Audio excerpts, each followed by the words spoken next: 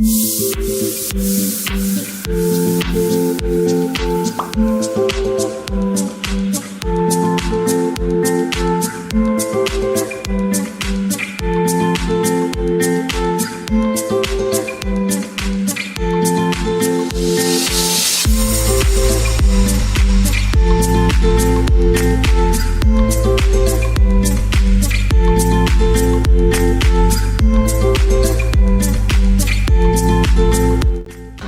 everyone, we're the group 3. I'm Kianna Bautista. I'm Bernardo. I'm Barrosa. And we're now at Grand Hyatt. We are here to conduct an interview with our experienced bartender.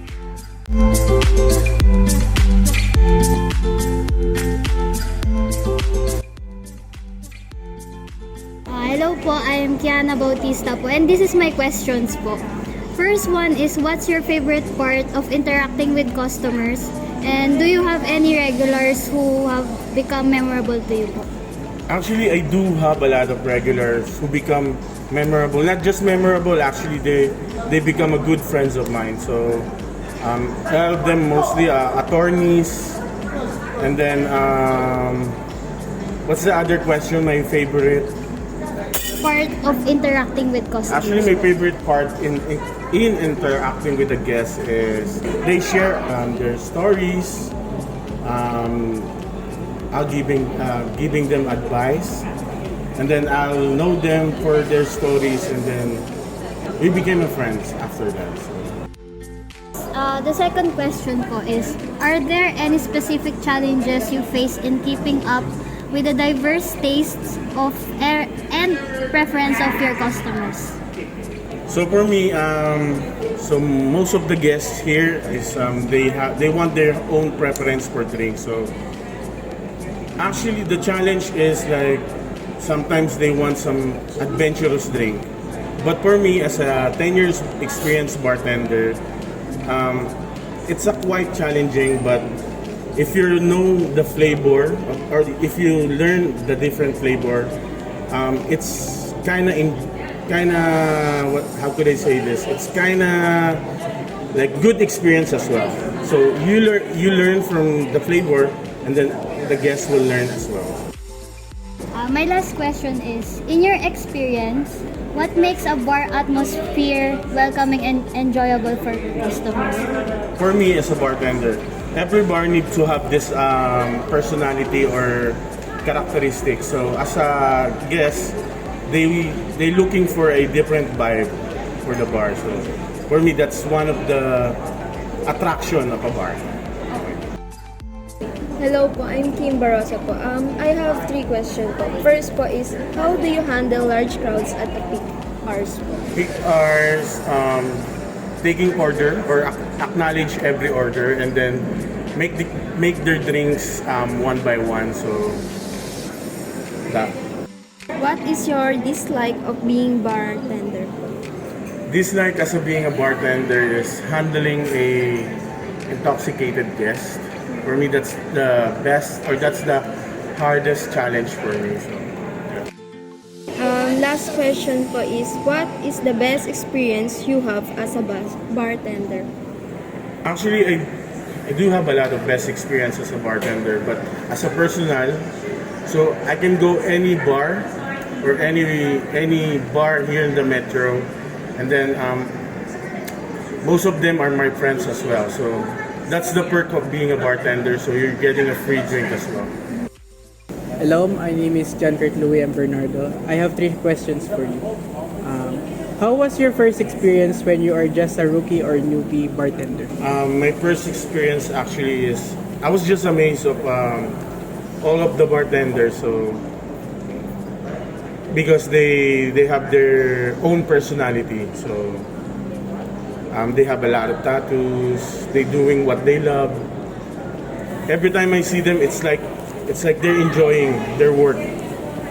So nababayaran sila, and then at the same time, they were enjoying. So they're working and then they're enjoying. Number 2 question. As an experienced bartender, how did you treat arrogant or unpleasant type of guests? First of all, as a bartender, you don't need to say no to your guests. So for an unpleasant guest or an arrogant guest, you need to listen to them and ask what their problem, and then if you can give them an option to work things out. So I think that's, for me, that's the best way to handle the arrogant or unpleasant guest. This is my last question. In your whole bartending career, what is your most memorable experience so far? So far, my memorable experience as a bartender is when I won top 5 globally in Mexico. So it means I won for the whole world as a top 5 for bartending competition. And for me, representing Philippines is one of the best memorable experience that I had.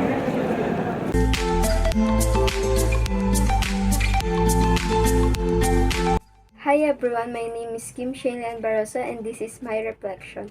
Number 1, when in the bar during the peak hours, I realized that we need to be patient all the time while waiting our orders. Because as Sir Jason said that they acknowledge their customers and they will make your dream drinks so delicious and beautiful while waiting. Second one is having a dislike as a bartender is so very hard.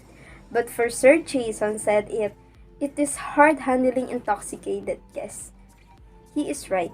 Because for me as a guest at the bar, I will drink responsible so that my bartender will not have a hard time with me or to their guests.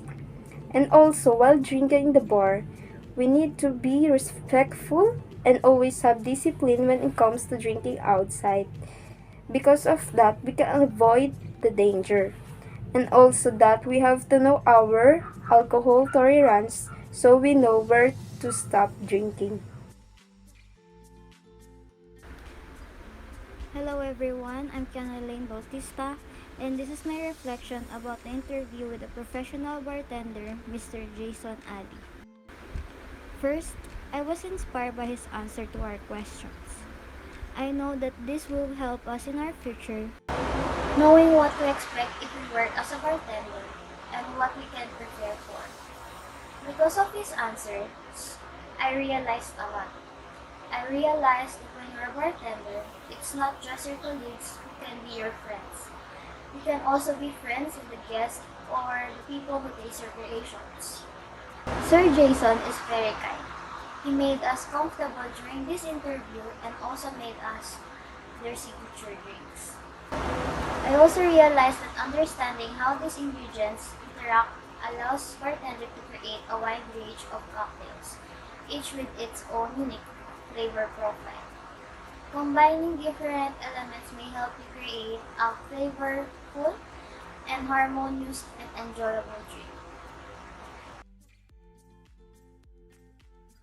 Hi, this is Louis and Bernardo, and this is my reflection about our interview with a professional bartender. Our bartender is Mr. Jason Ali, a bartender in the lounge Grand Hyatt BGC.